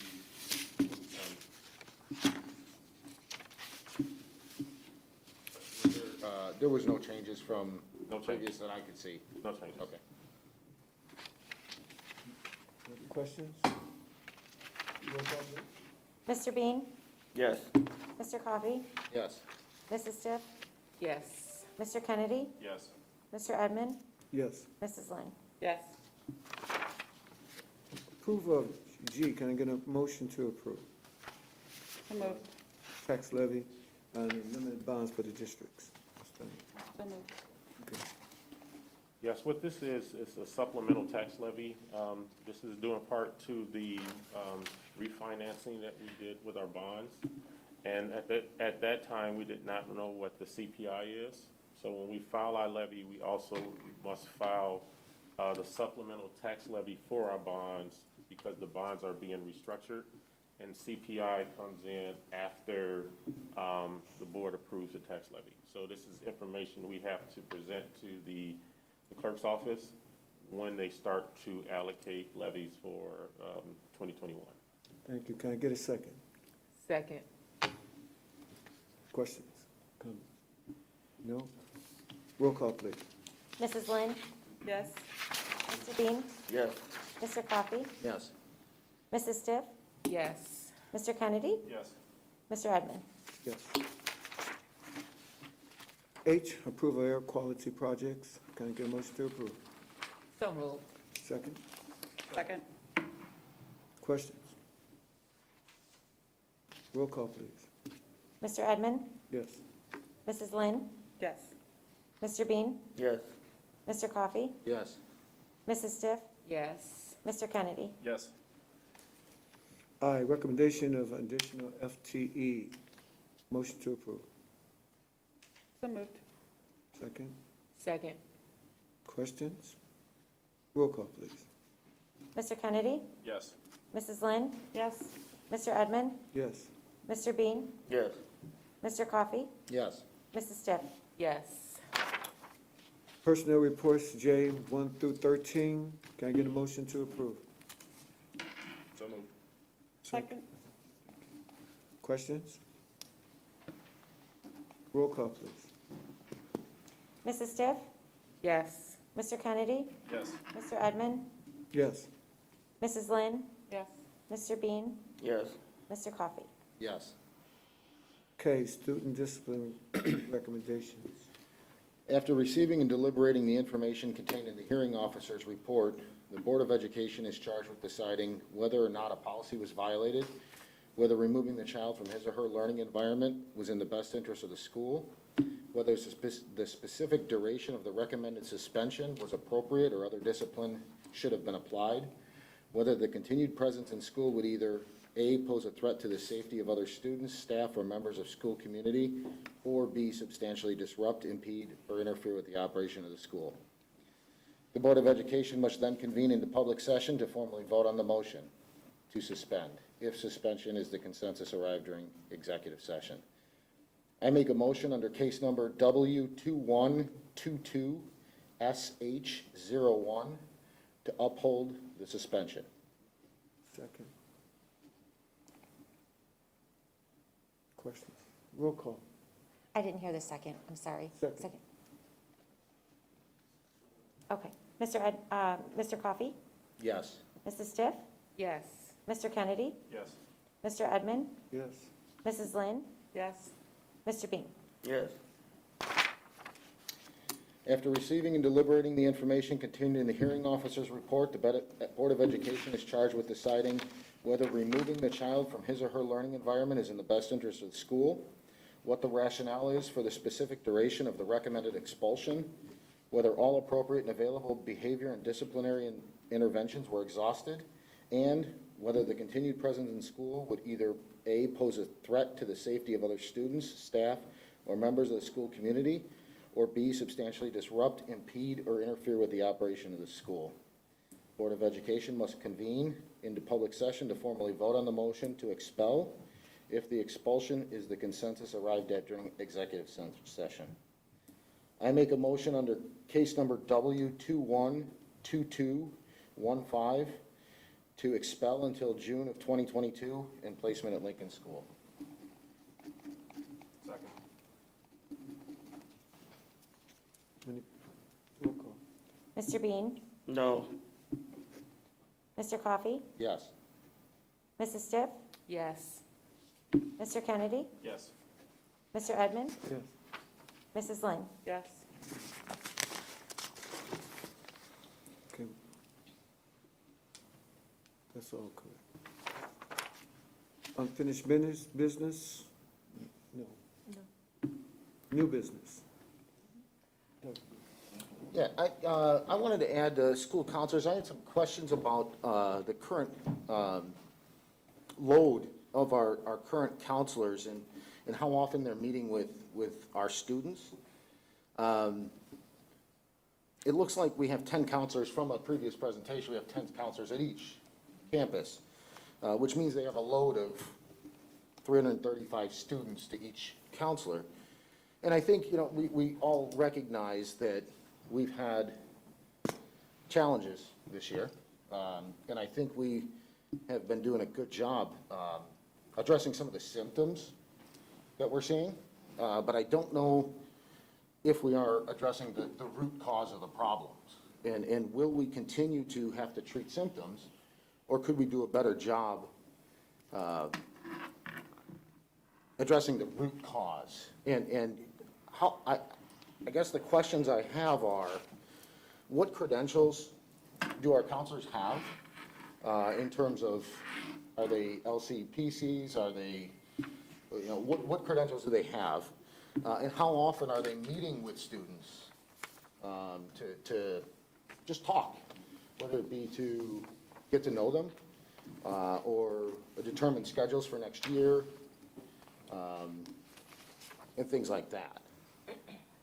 So what I have for the board, and if I'm not able to answer all the questions, we can certainly follow up at a future board meeting. I just wanted to pass out our newest updated version of the school counselor job description. This was updated in 2019. Part of, I know I referenced earlier, Dr. Gibson, Mr. Hallahan, and I did some presentations in the winter of 2019 before the pandemic hit as part of what our goals were, and restructuring PPS in the sense of who is in charge of 504s, IEPs, and looking at expanding staff. We did update the job description of the school counselor. There weren't significant changes to this, but I think it does give you an idea of what counselors are being asked to do. So because we have a large number of students, we do meet one-on-one with counselors, and I have some information I can share, but we also look for group approaches as well. So that can be groups based on a need, but also leveraging advisory to put information out to students for presentations and things like that. Also, before the pandemic, we were right in the midst, 1920, of launching Naviance, and then, the pandemic did present an obstacle. So we will get to a place where we can better utilize Naviance, which is a great system of support for counselors. It was asked for by our counselors. It did come out of the strategic plan. So some of our systematic support mechanisms include individual and it includes group.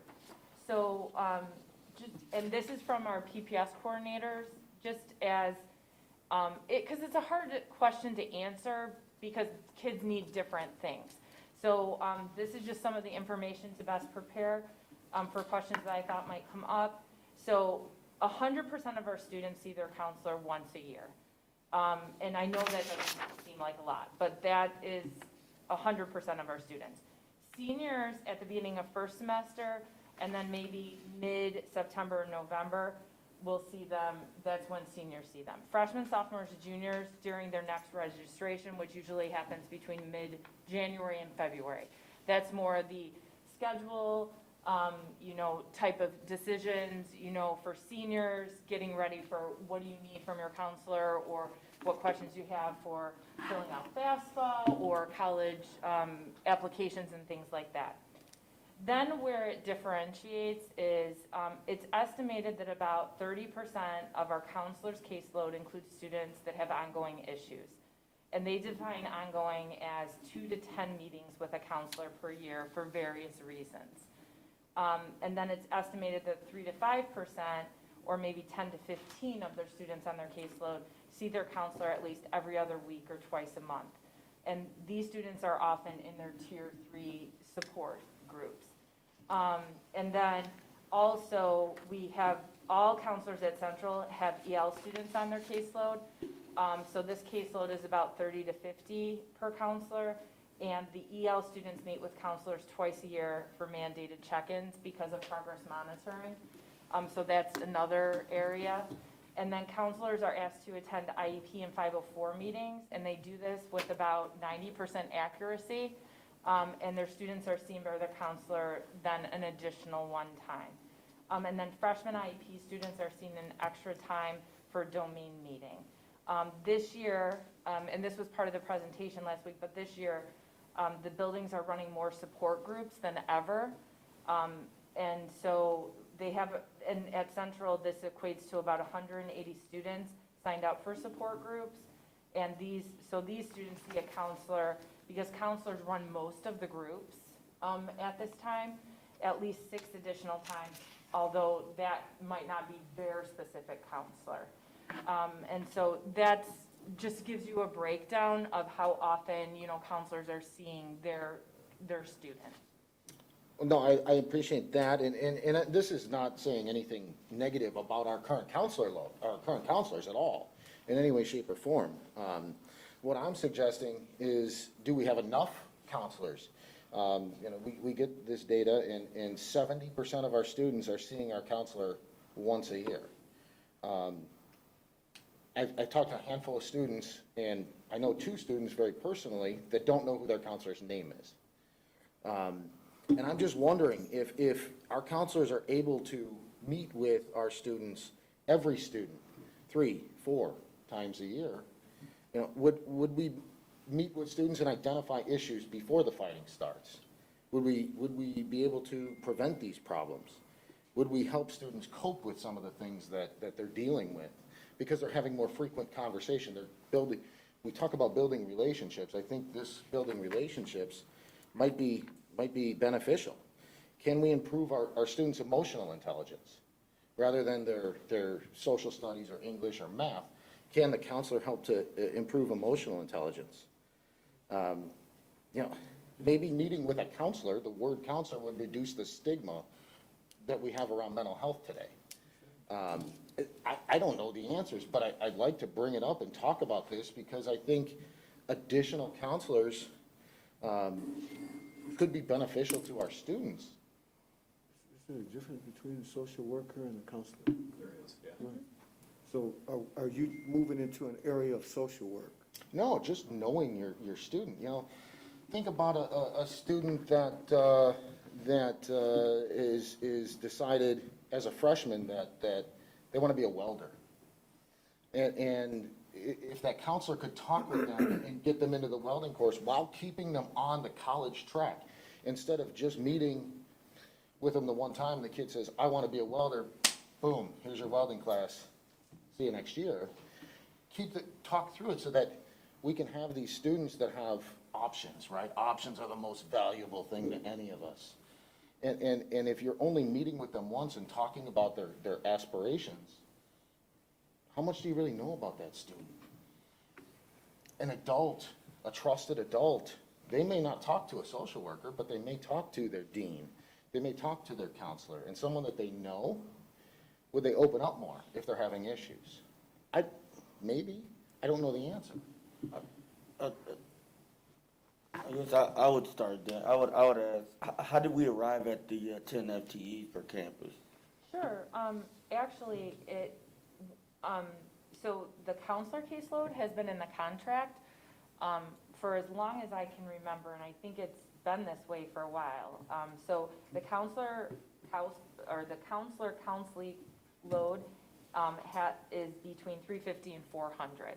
What we also did last contract is we also determined the same numbers, like for deans, as well as social workers, and so that was something that came out of the last contract. So we do look at the contract, because you won't get any arguments with any of us that more of everything would probably be very, very helpful.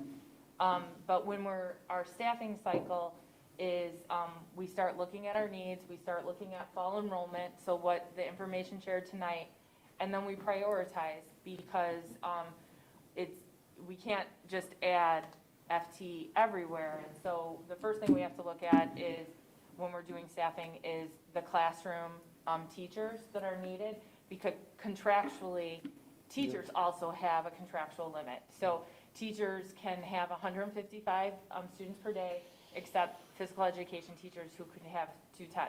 So we do the course request, then we look at that data and we work on staffing in January, February, and then we come to the board with recommendations. And then at the same time, we're looking at our financial projections to see what would be not only sustainable for like the next year, but years to come. And so that, it's really, we look at the contract, and then we also look through the staffing process, and then we prioritize based on areas of need in the strategic plan. Because you wouldn't get any argument, more of everything would probably be helpful, but again, it's the staffing process is how we do that. Does that answer your question? Yeah, because you're basically saying we figured 350 to 400 per counselor to be acceptable. That's what we've negotiated, That's the yeah. negotiated. Yeah. See, I want us to be cognizant of that this is a negotiated contract that we're talking about. When the board is talking about what we want to do, when it's already an agreement by the board with a contractual agreement with the employee, we can't all of a sudden start negotiating the contract in the midst of the year. Well, I tend to agree with that, but I question if there's any counselor in our district that if we said, we're only gonna give you 275 kids, if they're gonna say, no, that's not gonna work, you gotta keep me at 340, right? If we're going the other way, I would agree. But we can't just break the contract. We could go less. What's less? We Right. could We could go less. We could, Right, we yeah. could go less. Once we start getting to about somewhere over 350, and then it starts approaching 400, then that's where you saw over the last 10 years, us go from, I think it was 8 counselors to 10 counselors. And then through the last contract, that's where we went for additional deans. And then you saw the 2 additional social workers at West and the 3 additional social workers at Central. But in all fairness, one of those social workers was a swap with another position. And so, but those are how we arrive at those numbers. And that's also how we prioritize. Because you're absolutely right. To meet with all 3,400 students in each building, 5 or 6 times a year, that would take more counselors. That is what that would take. But that is why we try to use advisory, and there's always room for improvement, because that's also, the goal of advisory was also to create a trusted adult that students were seeing on a daily basis who wasn't necessarily one of their teachers. And so advisory is another opportunity, and there's, like I said, there's always room for improvement. And then just, again, through our group as well as individual supports. But there's no argument with, more trusted adults is a nice thing. It's just prioritizing, and again, to make sure it's sustainable over longer periods of time. Have you guys ever done anything where you have counselors that work with more at-risk kids with lower caseloads, so that 5 to 10% that you meet with once a week or twice a month, that, some people might have more of those kids who take more of that time, and that way, or more IEPs, so there's attending less of meetings and they have smaller caseloads, and then that way, your work is different. You may have a higher caseload of 400, but you don't have to meet with them, or, your meetings might be 10 minutes where you can meet more often with 400 kids if you're not having that 5 to 10%, 30% of the kids taking up that much of your time. To my knowledge, we haven't done that, but that could potentially be something that would, for the same job description, that might be seen as a violation, because somebody has a lower caseload than others, so we'd probably have to negotiate something like that. Because like the way that used to read, and I think it still does for the deans, because the deans are supposed to, or they were in the past, supposed to be within 50 students of each other. So that's why too, sometimes the alpha slices switch depending on the number of students. So we have to not just be cognizant of being below 500, but a comparable number is the expectation of what like this counselor had versus this counselor. So not to say we couldn't do that, but we'd probably have to negotiate that. But, too, like with the social workers, for example, the EL social worker, that was, specific to that population. There is some things in the future, like when we're running something, that maybe this program is best fit with a social worker running it. So we could see things like that, but it would be a specific job description that we would take to the union that they would agree to. I think it's by May 1st each year that we are, any changes with job description, meet with the union, make sure that they're okay with it. Usually it's much earlier than that because we post things, but that's the designation so that, because the union has to have the opportunity to give feedback on the job description.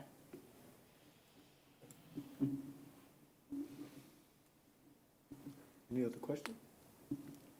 Is there any questions that I didn't answer that you would like me to? No, answer? I think that this job description provides a good understanding of what they do day in and day out.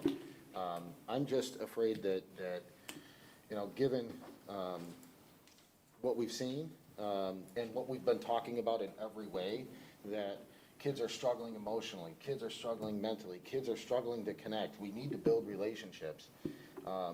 I'm just afraid that we're missing it here. Not because our counselors are bad in any way, shape, or form. Please don't even think that that's what I'm suggesting. That we just don't have enough. And I'd like for the board to think about that. Well, we're down like 51 staff members. Well, if you take everyone together, yes. We have all of our counseling positions filled, and social workers and deans. We're really short right now and certified with classroom teachers unfilled. But one thing I would say is our plan, and I will be bringing a recommendation to the board, is that we enter into strategic planning this summer. Yeah. And all the things that we're talking about, those probably fit perfectly into strategic plan because there's research components and things like that. And that's an opportunity to maybe to make sure that we are working on the priorities that the board deems are the most important through that process. It's a process that has served us well, because I know previously this year we also talked about social workers, and I think deans were brought up too. So it's just looking at maybe that's something that falls into strategic planning. We all know it's important. So we're responding to a lot, so I appreciate the question. Thank you. Board reports? I have one. Okay, go ahead. So, we attended the IASB conference a couple of weeks ago, and I am the legislative delegate for this board. And we had 23 resolutions that were voted on. And I want to share about 2 resolutions. And Resolution 2 addressed the issue of school districts being able to set school safety and student protection policies that would allow trained, armed school teachers and staff members. And the member boards voted, and it was 202 to 181. This is the 3rd consecutive time that this resolution was presented. And I think every year the margin has gotten smaller. So I imagine we'll see it again. But I wanted to share that. And then resolution number 15 talked about strengthening child-safe gun storage. And so that was also voted down because the boards felt like we were infringing on people's rights by asking them to store their guns away at home. And so I just wanted to share those 2 in light of what we're seeing. That one was voted down, too, you said? That one was voted down. So that completes my board report. Thank you. Okay. Okay. which I'll put Dr. Hampton on the spot, but Dr. Hampton, do you want to introduce our new buildings and grounds? Yes. Mr. Brian Pacheco. Sitting So welcome. Brian Pacheco, nice to meet you all, everyone. Nice meeting you. Thank you very much for giving me the opportunity to help out District 204 for the future. Mr. Lopez has left me a great foundation, great team. I'm a team player, and I look forward to being a team player with everybody. And thank you very much for having me. Welcome. Welcome. Thank you. Welcome, thank you. So I put both of them on the spot. You did a good job. You did a good job.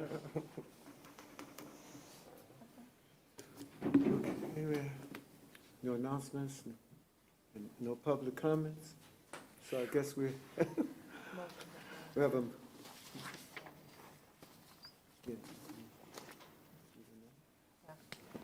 Yeah, we have a motion to go into closed session.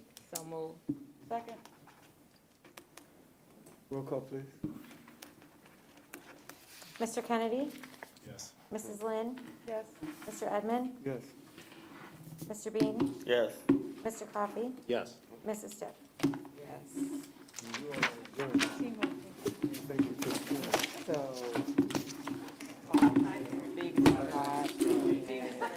Mother.